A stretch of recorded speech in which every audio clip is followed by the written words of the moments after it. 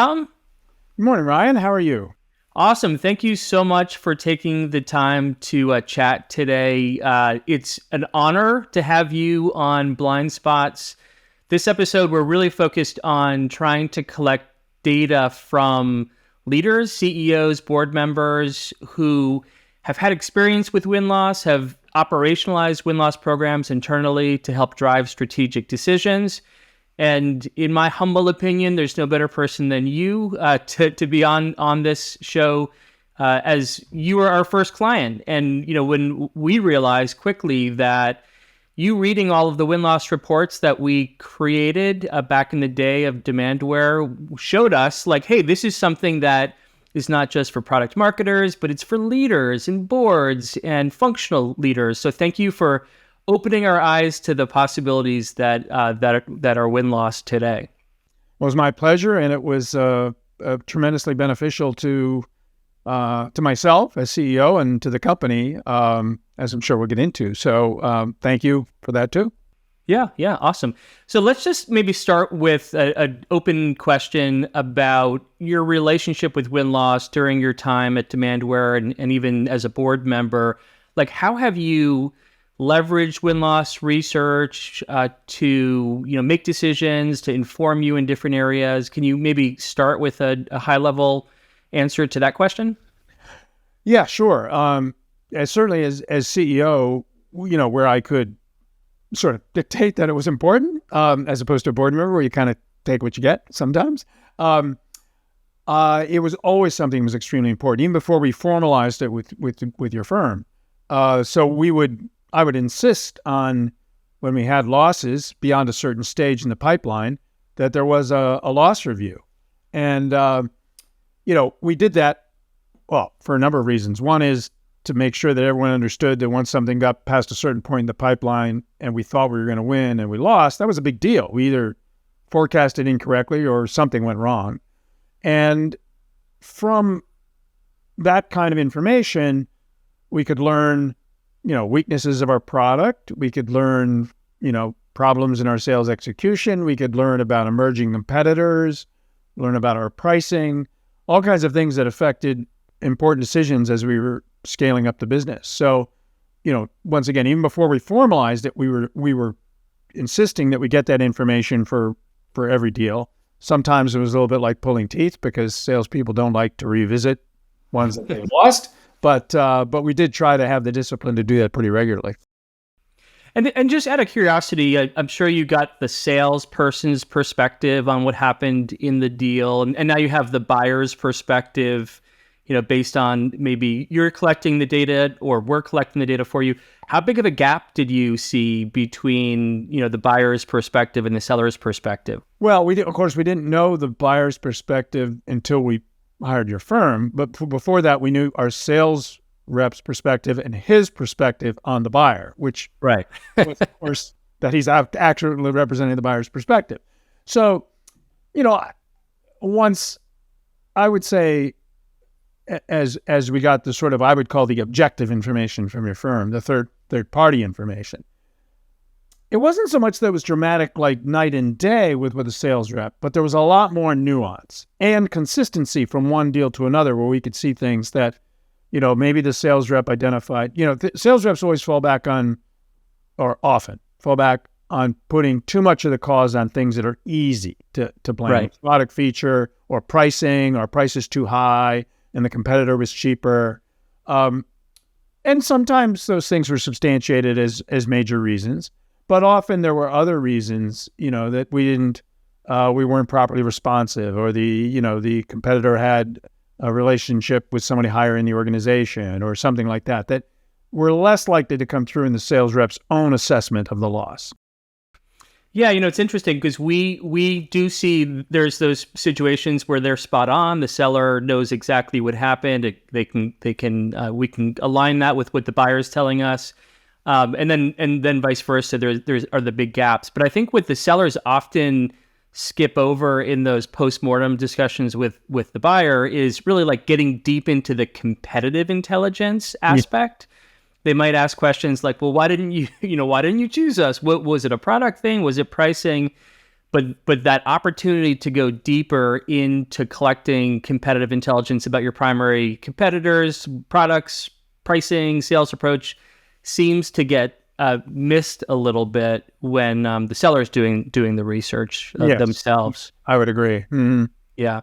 So like when you look at the more formal win-loss programs and leveraging it at the leadership level, how did you use it with your leadership team? Would you read a report and comment, or would you get them together and share information and make strategic decisions? How did you kind of drive action with the data that was being collected?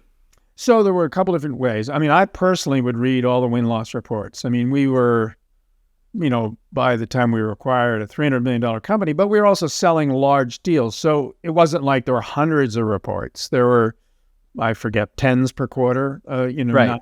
So it was manageable to read them all, and it gave me sort of direct insight. So, and I encouraged other execs to read them. Certainly our chief revenue officer read them, no question about that. How many of the others read them all, I don't know.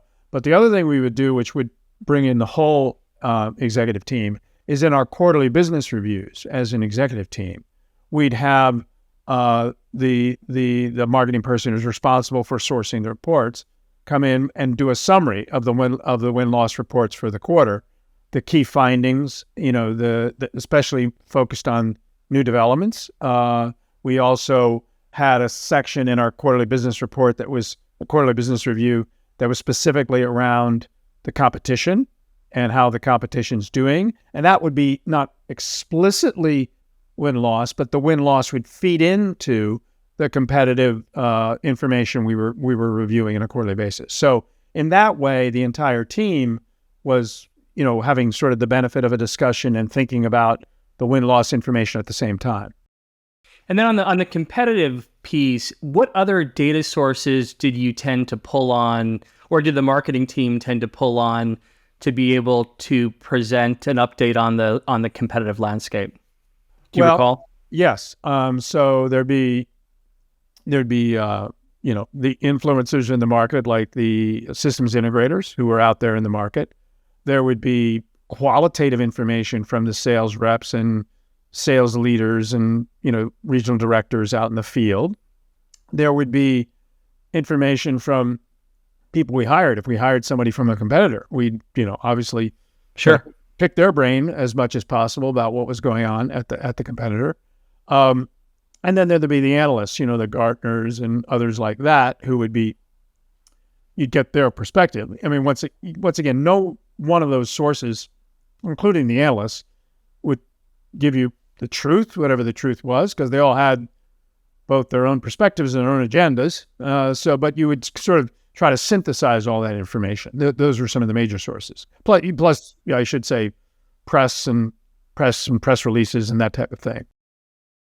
And then when you think about your post as a board member for a lot of different companies, do you tend to see this type of intelligence come up during quarterly board meetings where the founders or CEOs are talking about the marketplace and how things are shifting and changing? Yeah, we do. I do see as a board member in most companies a mention of competition every quarter. It's a varying depth depending on the company and its stage and the amount of competition.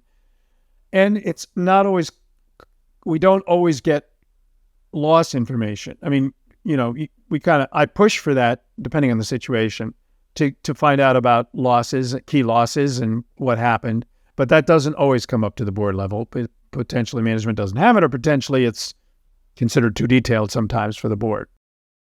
It's interesting because we're getting a lot of people reaching out from venture capital firms and private equity firms these days who are sitting on boards of companies, and they're looking to suggest win-loss programs to the leadership teams that they work with, because they're seeing a little bit of a gap in understanding of competition or really primary win-loss reasons. So it's an interesting dynamic how it's shifted for us a little bit from kind of the product marketer or competitive intelligence lead reaching out to now this kind of split between investors and board members reaching out to try to help their teams. So, but that's based on the state of the economy and how there's a lot of organizations, of course, that are all fighting for less budget.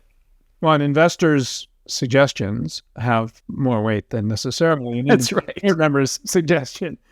The other thing I would say, I mean, probably part of the motivation for investors is they are sitting generally on many boards, a dozen or whatever, right? Amazingly, every one of their company wins 80% of their deals. There's no company in the world that doesn't win 80% of its deals. That's right. At some point, you say, wait a second, this can't be true. Math doesn't work. Yeah. Well, that's interesting. And actually, like, if you were to take me into whether it was a board meeting at Demandware or one of the companies that you sit on, like how have maybe the Demandware example is better. How did you leverage this type of intelligence during your own board meetings when you were the CEO of Demandware? Well, it certainly informed the portion of the board meeting where we would talk about competition and how competition was developing. It informed, especially looking for emerging competitors, changes in the marketplace. The people knew we had a couple of big competitors that existed throughout the key years at Demandware. So those didn't change so much quarter to quarter unless there was a big announcement or something by one of them. But there were emerging competitors who would come up who would change the dynamic, at least in some segment of the market, maybe a geography or in the smaller end of the market or something like that. And the win-loss information would help us to inform how we spoke to the board about that so that the board wasn't blindsided, nor did the board think that we didn't know what was going on if they knew about it. The other thing it informed by the way we talked about the board is in the way we talked about sort of key gaps that we needed to fill. So in the win-loss information, we could see as we had a gap, if it became more and more important in the competitive situation, and we had to take an action that either required a big investment that the board was going to be aware of or some change in product direction that the board had to be aware of, we could justify that to the board or explain to the board part of our reasoning was that we were seeing this in the competitive and back it up with more quantitative information rather than simply a qualitative feel to that kind of explanation. I love that. So it's you want to make a strategic change or make a decision. It's not based on your gut, right? You actually have data that can back up whatever that decision may have been. And then do you recall any sort of big decisions that you made as the CEO of Demandware or other companies based on that kind of data? I know we had talked a bit about in the past acquisition targets and things of that nature. So do you have any examples that come to mind? Yeah, I mean, I can think of one very large one and one almost humorous one, but that isn't maybe as strategic, but was where it was valuable. So the large one was an acquisition we ended up doing to fill a product gap. And it was a situation where for a number of years before that, one of our competitors had used this product area that they had that we did not as a competitive advantage. And if they got into the account early and set sort of the ground rules of the RFP and the sales process, they could make that important, and then we'd have a hard climb uphill to win the deal.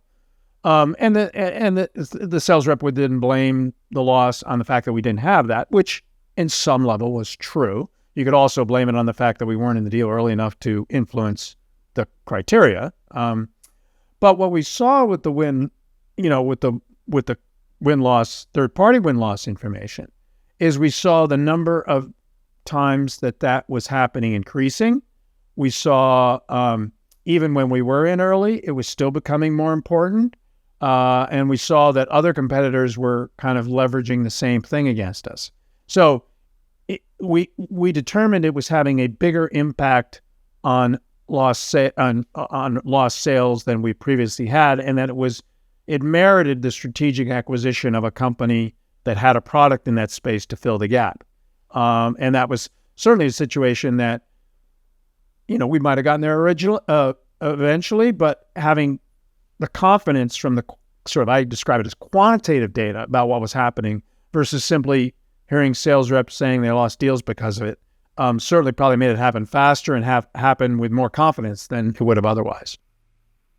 Yeah, having supported you over that period of time, I definitely remember that, and I remember the feedback that we collected about that particular area prior to that acquisition, and then the feedback we collected after. So you knew it was the right decision to make, but to be able to back that up with data was super powerful. What is the funny story? So the funny one is there was a company, a CEO of a company that was he really didn't like Demandware for whatever reason. Yeah, I think he had tried to acquire the company. He did, and he failed. And he would tell investors that his product was far superior to ours, and that he was beating us in the marketplace, which we knew wasn't true. But when you're in a public company and you're talking to investors, you don't want to say something unless you're really sure you can back it up, because it's against the law, for one thing. But once we started getting the win-loss information, third-party win-loss information, and I could see that this competitor never even made it to the finals in any of our deals, he was still bragging to investors that they were a competitor and they were winning against Demandware. I could now respond to the question, because investors had asked me about this competitor, oh, geez, no, they're not important at all. We've got a lot of win-loss information. They never even appear, and I could say that with the confidence that investors would know it was true, as opposed to simply saying, well, I don't think we see them, whatever. So that was funny, because this guy aggravated everybody at Demandware the way he talked about us, because he also, talked about our product as excrement and other things. Wow. Publicly. And being able to kind of slam him down was a lot of fun. I maybe offline, you'll let me know who that company was. I'm trying to piece things together to figure it out, but maybe that'll be an offline conversation. I guess when you think about the win-loss programs at the leadership level, if you were to give advice to other CEOs who maybe don't have a win-loss program today, are thinking about putting something more formal in place, maybe they kind of suffer, like many companies do, from collecting data from CRM and trying to make decisions based on that CRM data. Like, what would you suggest to them? What advice would you provide to them to kind of get started and how to be successful with the effort? Mm-hmm. Well, I would say, especially the early stage companies, probably the early stage companies, you've got a founder who spends a lot of time with potential customers and has a direct feel. And that's, and you're also, you're being cautious about what you spend and what you do. So, okay, fine. But as you grow and you get to a point where you're as a leader, you're being called in only in special situations, or, not the vast majority of deals. I think it's important to get third-party information, and I think it's well worth the money and the time, and it's also a discipline for your sales organization to know that that things are measured quantitatively, and that it isn't the primary objective isn't to find out what people are doing wrong, but it's to find out how you can improve winning, how you can improve your winning percentage. But it does also send a good message that there's a set of eyes and ears out there, and you better be doing the right stuff, because eventually it'll come out if you're not. Not only in your win-loss efforts themselves, but in data that people see. Right. It just to add to that, it's amazing to see when a win-loss program is put in place at maybe a product marketing level, and it's a bottoms-up type effort, versus when the CEO and the leadership team are bought into the program, and how much more value they get out of the program when that's the case. And that was certainly the case with you in Demandware. So, Tom, thank you so much for this time. This was amazing insight. And thank you again for being our first client at Demandware. It's 9 years ago, but actually you're still a client today, and just in a different form. So yeah, thank you. Appreciate it. You're welcome, Ryan. It was my pleasure then, and my pleasure to participate today.